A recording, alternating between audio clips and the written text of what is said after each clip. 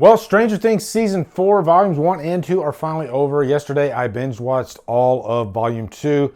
Wow, what a great show. I figured instead of being one of the 9,000 reviews for the show, I'll give you my top 10 favorite moments of the show. Okay, so anyway, let's go.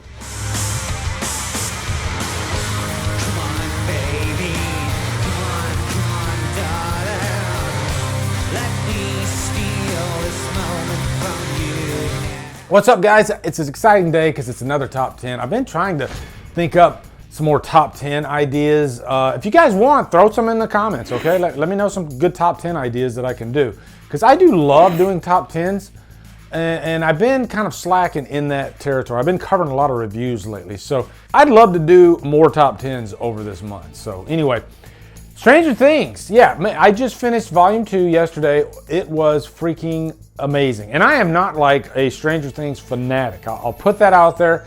I have been an extra in the show twice, actually. I was in Season 1 and Season 2. I went into this season, the whole thing, kind of like, okay, I'll give it a watch. Let's see what happens. And man, this is easily the best season since the first season. Okay, and it might be better than the first season. I still think maybe the first season's a little bit better. I don't really like the Russian stuff in this season, just because it just bored me, okay? And that's just me, and I know it's a bigger picture deal, you know, tied in with the other seasons, but at the end of the day, it's just entertainment value for me. And when it was on those kids, I was highly entertained. We had some really fun and even new characters this season, so they're probably gonna be making this list. Also, before I get started, you might hear some fireworks along the way. It is July 4th weekend, and there are people shooting fireworks outside, so I gotta press on. But if you haven't seen Stranger Things, yeah, there's probably gonna be big spoilers in this, all right? So anyway, let's get started. I'm gonna give you two honorable mentions. First honorable mention is going to be the fight between Lucas and Jason. Jason, just to give you a little bit of backstory with him, his friend Chrissy was the first victim of VECNA. Miscommunication is a big factor in this, and that kind of creates the villain, or not necessarily villain, but just the misunderstood, and that's what he is. He gets into this fight with Lucas while we have Max, under VECNA's spell. And it's just a really great fight because of the compounded danger throughout. It's dark, it's in this room. And the character Jason is an interesting character throughout this season too. He's just, he goes mad. You know, he doesn't want to listen to reason. He thinks his truth is the truth, and he's not willing to take a step back and maybe think about what's going on. You know, he's very actionary instead of reactionary. But also, this is a fight that went on while like 2 or 3 other things were going on at the same time, and it was just as exciting, I think, as the other things that were going on, which some of those might be on this list. So next honorable mention is Will's torturous moment in the van. It's probably one of the most heart-wrenching moments of the entire season. Will is gay, and he feels like a prisoner in his own mind because he can't really tell anybody. And, I'm sure a lot of people can relate to this. He's closeted, and he has these feelings for Mike, but Mike doesn't really pick up on it. And so there's just that nice, tender moment, and the acting by this young actor was just beautiful. Especially the moment where he's looking out the window and he's trying to cover his tears. And man, I cried during that scene. It is just a beautiful scene to watch. Okay, number 10, Eddie's Myers moment. It's kind of a twofer because Eddie, probably my favorite character of the entire season, and he's a new character, and boy, did he set the internet on fire. Everybody loves this character so much. He just doesn't give a crap. He's kind of a stoner, but he's just entertaining as hell. He's kind of like the Billy of the season because Billy died in the last season, and there's a lot of similarities between the two, but they're not just, he's not like discount Billy. He's got his own personality. But the Halloween fanatic that I am, and if you remember, there was another Myers moment in season 2 with Max, but Eddie, this is, in volume 2 when they're getting their plan together and everything, and they're trying to create a diversion, I think. And, you see that Myers mask pop out. They even have the music sound kind of like the Halloween theme a little bit. And it's just a geek out moment, that's, I can't make it sound any more complex than it is. It's just a fun geek out moment. Anytime my boy Myers pops up in Stranger Things, I have so much fun. And just a caveat to that, since we're talking about Myers, a good friend of mine told me that there's a moment where Vecna, I guess, falls out a window, and then when, you know, the character sees him, he's gone, which is kind of like the end of the first Halloween. Number 9 is the Separate Ways montage. You know, music is more important in this season than any other season. And, you know, the show is known for the great 80s music that pops up throughout. So, and sometimes 70s. I think even Kiss has a song in this season. Separate Ways is just such an infectious song, and it's really great for like a montage. And this was like a key moment in Volume 2 because this is where they're getting ready to take on VECNA. The Hellfire Club and some of the others, they're getting ready to take on VECNA. And just during this whole sequence, which is beautifully edited, by the way, they're playing Separate Ways. And it's kind of like an updated Stranger Things type version of the song. I've even heard that like the Stranger Things soundtrack has that version, which is really cool. But man, it's just a moment that really gets your blood pumping. Number 8, 11 versus the helicopter.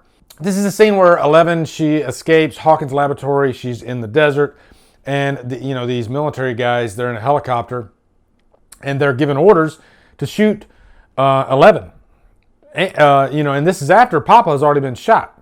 Papa's an interesting character played by Matthew Modine too, because he seems like an evil character, but in his mind, he's doing the right thing. So he's just a very conflicted character, which also makes, you know, the kids that he mentors conflicted.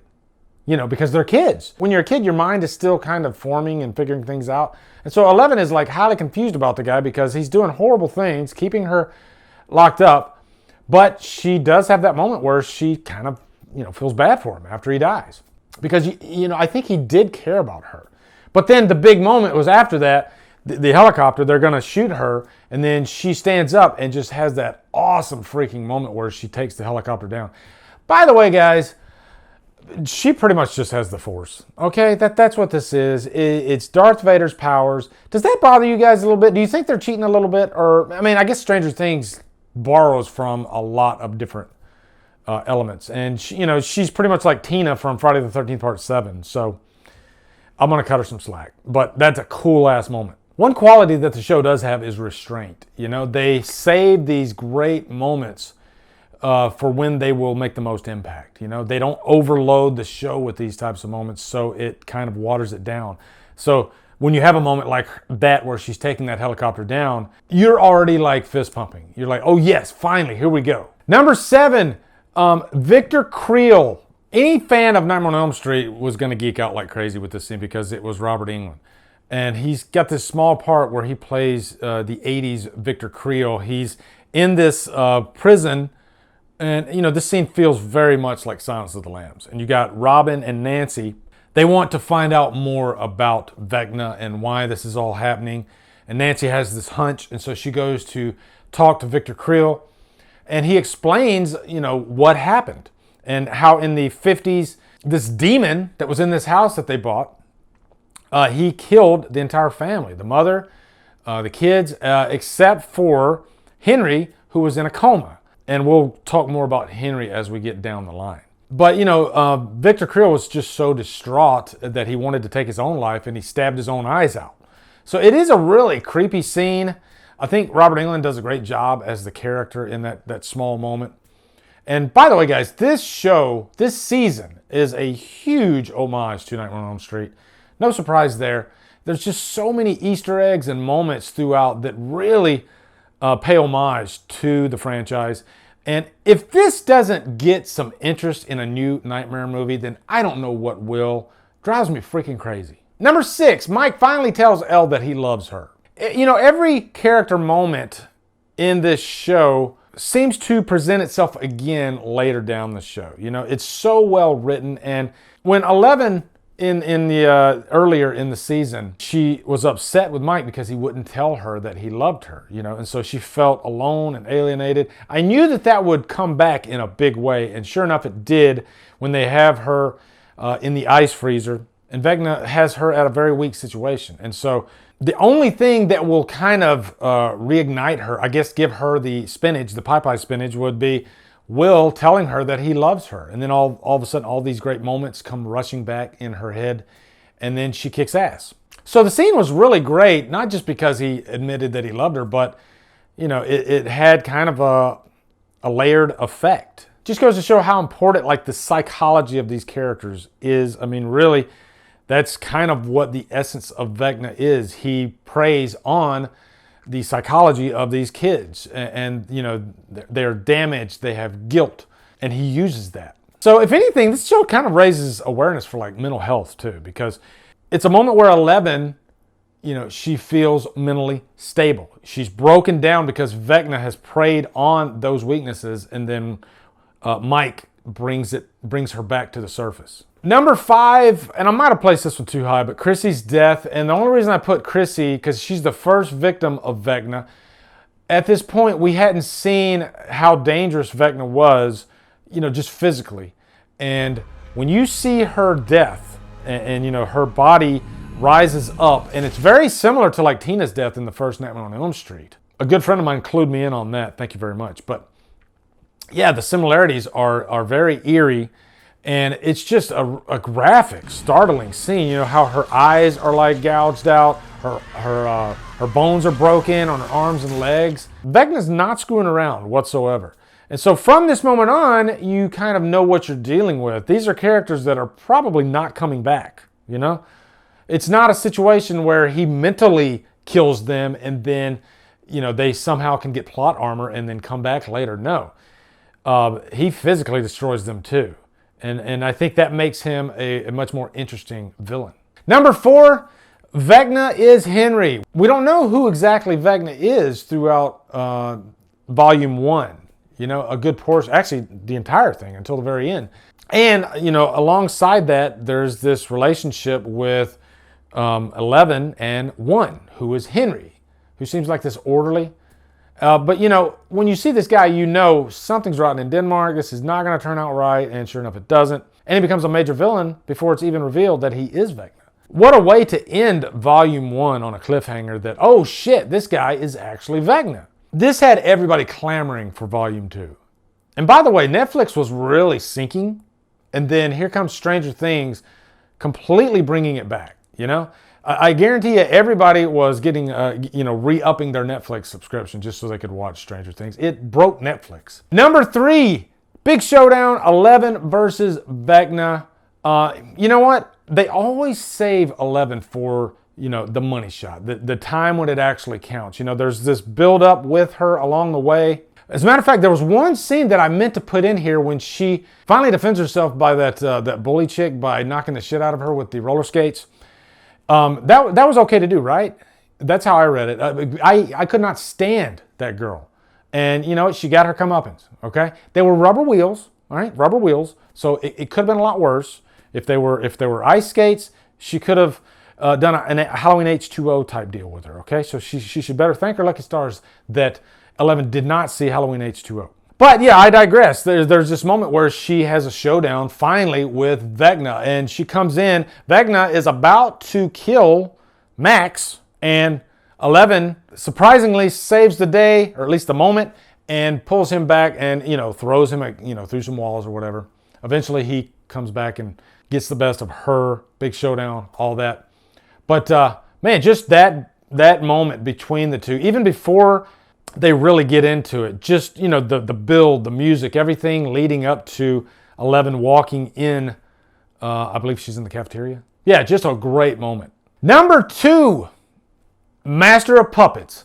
That scene, and I'm a little biased here because I'm a metalhead. I love early Metallica. I'm a Metallica fan up until probably the Black Album, and that's when it starts going down a little bit. But man, I'll just say up until Injustice for All, it's all prime Metallica. And man, that scene is so freaking badass when, music's such an important part of the show, right? And Eddie, the music that gives him the power is the Metallica, right? And man, he's just standing on top of this van or whatever it is, and he's playing Metallica. And man, I'm just fist pumping like crazy. That scene was so damn good. You know what, guys? We don't get TV this good these days. We don't. That makes us, fist pump and, jump for joy. I think I screamed during that scene. I was like, wow, this is so damn good. And Eddie is such a great character. He's such a freaking great character. Sucks that he died. Can they try to find a way to bring Eddie back? Is that possible? Master! Master! If I sing too much of that, though, Metallica gets money from this, right?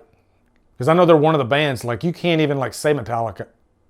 Okay, number one, this will not surprise anybody. It's the running up that hill scene with Max at the gravestone at Billy's grave. Wow, what a beautiful scene. This young actress just did such an amazing job. I think Max is probably the best character of this whole, season, volume 1 and volume 2. She proved herself. Just that moment where she's talking about Billy. And later there's a moment where she's talking about how she feels guilty because she wanted her brother to die. They didn't have a really good relationship with each other, and so she was feeling all this guilt about it. But in that scene, she's sitting at the tombstone, and VECNA takes advantage of that weakness. But this is a big moment because she discovers that running up that hill, that Kate Bush song that has 8 billion downloads right now. I'm just making that number up, but man, Kate Bush must be freaking, she's probably counting money still as we speak. But man, visually, just, her body levitating up in the air. And meanwhile, we see in her dream sequence that she's running to get out of VECNA's hold. It's so beautiful. It's such a great scene. And I looked on YouTube because I was wondering if anybody made a version of that with placebos running up that hill, because it's one of the rare instances where I prefer the cover of the song over the original. Let me know in the comments which one you prefer, but man, the placebo version is so good.